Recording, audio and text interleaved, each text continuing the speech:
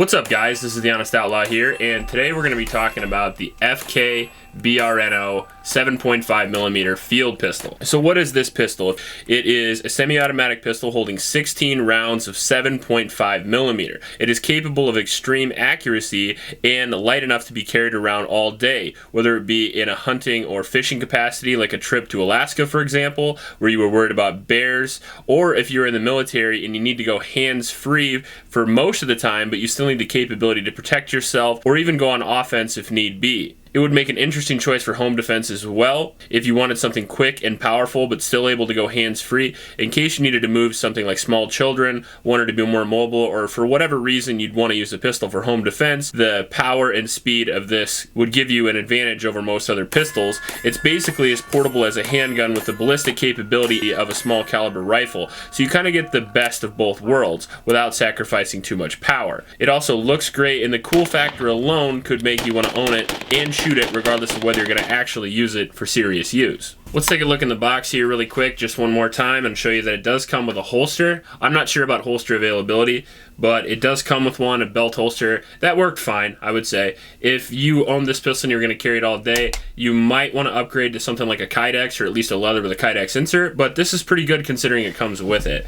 It comes with 2 magazines, which is kind of nice as well. 16 rounds of that pretty powerful 7.5 round. Comes with different springs. Mine came with replacement grip screws, a couple of different rear sights, which is nice. I had the original rear sight on it in the unboxing video, which has a ghost ring rear and then a notch on the top. I actually switched it to the standard because for me personally, now this is just my shooting, I actually shot a little bit better with this because I didn't have to learn a new system. And since I'm testing this for FK and luxury firearms, I wanted to get the best out of it while I could shoot it.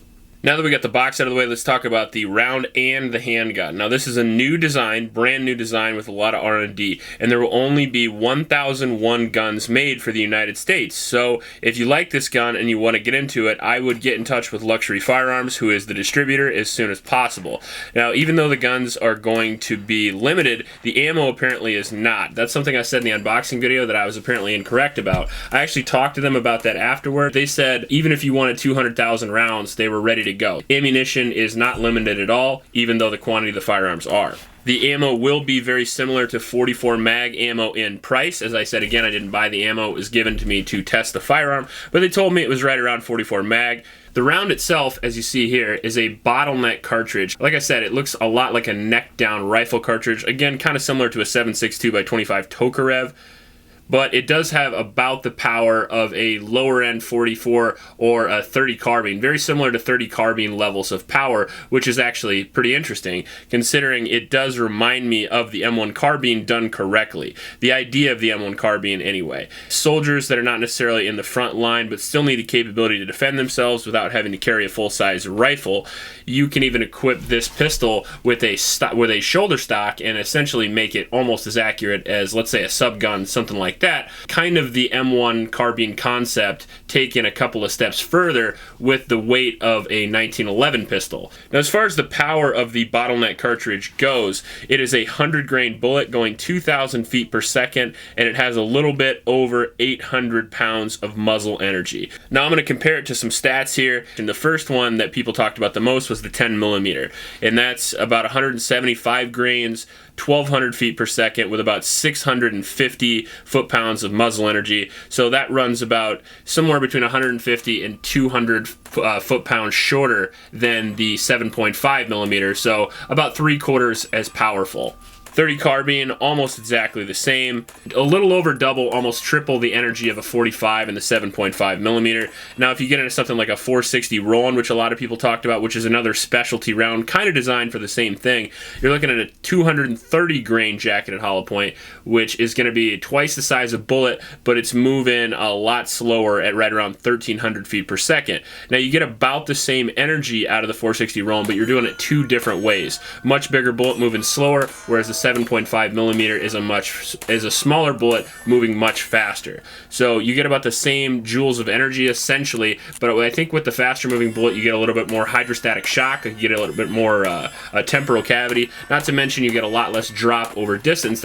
This round wasn't designed just to be powerful, but it was designed to be accurate over long distances, and with a pistol in particular, when you're looking down the sights, let's say, it's kind of hard to adjust drop because eventually the target goes below your sights, and then you just have the pistol kind of hovering over the target, and you can't really see it. Now the 7.5 millimeter will come in spoon tip, hollow point, and frangible nose, and then hollow point frangible nose. And all those are monolithic, and they're made from copper alloys, so the ammunition will be top notch, and again, available in bulk. With all that power and velocity, it performs extremely well in ballistic gel testing and even in my own practical meat testing. It also did pretty well with barriers. I did shoot this through 6 inches of drywall, and I also shot a cinder block with it, and I think it blew up the cinder block in right around 4 shots. As far as reliability of the pistol goes, again, excellent. Now, I only had 550 rounds to test this, but it did run through it like nothing. So that was pretty impressive. 0 malfunctions. It locked back when the magazine was empty every single time, which was nice as well. We also tested it in 30 degrees or lower, all the way down to 5 degrees with wind chill, and it performed just fine. Accuracy of this pistol is excellent. Part of that is due to the sights and single action trigger. I always say accuracy of a pistol is sights and trigger. The longer sight radius actually helps out with that. Also the possibility to put a red dot on this, which I would actually do. If this were my pistol, I would buy the red dot mount and put a red dot on it because it's designed for long distance shooting, and a red dot helps out with that. The single action trigger is also excellent, kind of similar to my CZ Orange in pull weight and feel, although I think my Orange has a little bit better reset. It does. But still, as far as one-shot accuracy, this trigger is excellent. The single action is also a good choice in my opinion because it aids in that awesome trigger pull.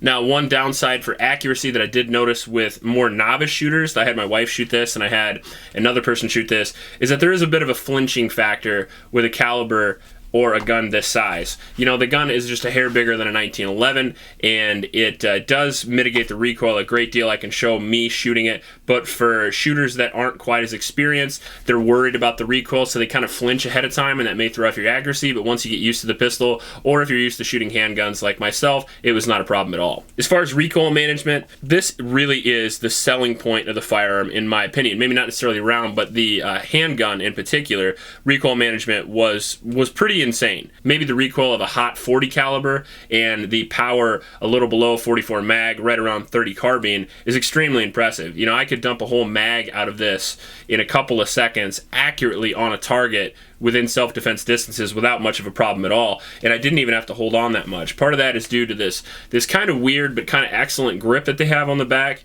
The grips are fairly well textured. I wish it had a little bit more front strap checkering, but that's me because I put sandpaper grips on almost everything. The trigger guard cutout is excellent, and so is the beaver tail, so you can ride super high on it. As you see there, you can cover up a large portion of the grip, and not to mention the recoil mitigation mechanism, the spring system and all that worked extremely well.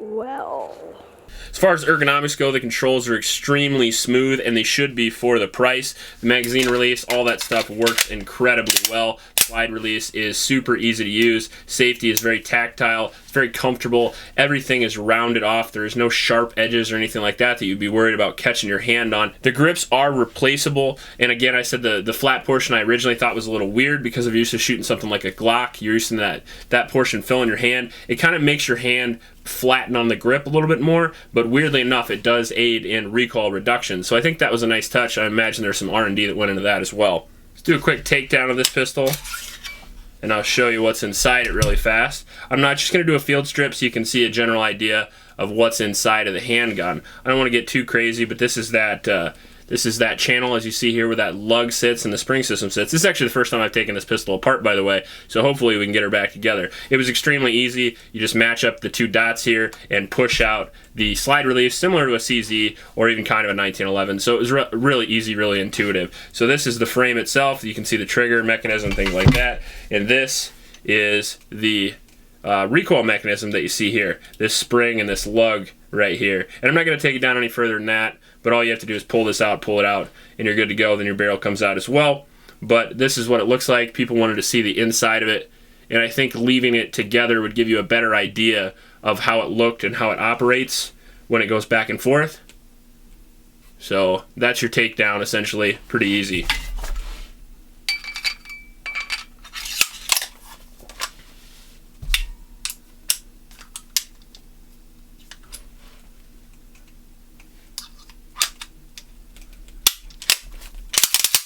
Right there. Now we're getting to the price. Now this is kind of the weird thing about this gun, is that it's not cheap. And that's kind of the hype about the gun as well, is that it's relatively expensive. FK and Luxury Firearms didn't release the price, at least not that I'm aware of yet. But as I said, there are only 1,001 of them available to be sold in the United States. But it's definitely not cheap, and nor should it be for the things that this pistol does. You can check the comments. I'm sure there will be people listing it. I've heard that the price is right around $7,000, which is a lot of money for a firearm, don't get me wrong. This is one of those Bugatti, McLaren, Lamborghini situations where you have something that's extremely rare, does several things that nothing else does on the market, between power and capacity and accuracy, all in a lightweight package. There was a ton of R&D involved into this gun, so I do understand the price. It's similar to a Barrett 50 or a Smith & Wesson 500, sadly, where it's just not for everybody. It wasn't designed to replace your Glock and your pickup truck for the average person, but it's more for the guy or girl that can afford it and needs a pistol with rifle-like power and accuracy in a portable package, and for them it's a big win. And for those guys who say you could buy 10 Glocks for that, well, you absolutely could, but that doesn't exactly mean you should. You know, you could buy 6 high points for my CZ Orange, but I wouldn't, because I don't have 6 hands and I don't want 6 high points. Same argument could be said for buying 6 used Hondas over a 1968 Barracuda. You just shouldn't do it. My overall opinion, I would have to give this a 9 out of 10. The only knock that I could say out of this pistol at all really is the price. And again, just because I received this gun from Luxury Firearms or FK BRNO for testing doesn't mean it would change my opinion on it at all. I actually kind of assume companies are confident in their products when they send it to me to test, because there's lots of other reviewers online that they could send it to get a positive review, whereas mine, you get my opinion regardless. But if you're going to use it for what it's designed for, or just think it's really cool, like a Barrett 50 or a Smith & Wesson 500, and you want it, I don't see any reason why not to get it other than the price. If you have the money to put down on this pistol, I think you'll be more than happy with it. It's extremely accurate, low recoil, fairly lightweight. Like I said, I know people that carry around full-size 1911s all day, so there's no reason you honestly couldn't even carry this around if you wanted to, especially if you were hiking or camping or something like that. I would much rather carry this around than an M1 carbine. So if you like this video, please like and subscribe. Please help out your local homeless shelters, and remember to recycle. I'll check you later. Okay, recording. Now we're going to use the brand new FK 7.5. Wait. Okay. Oh man.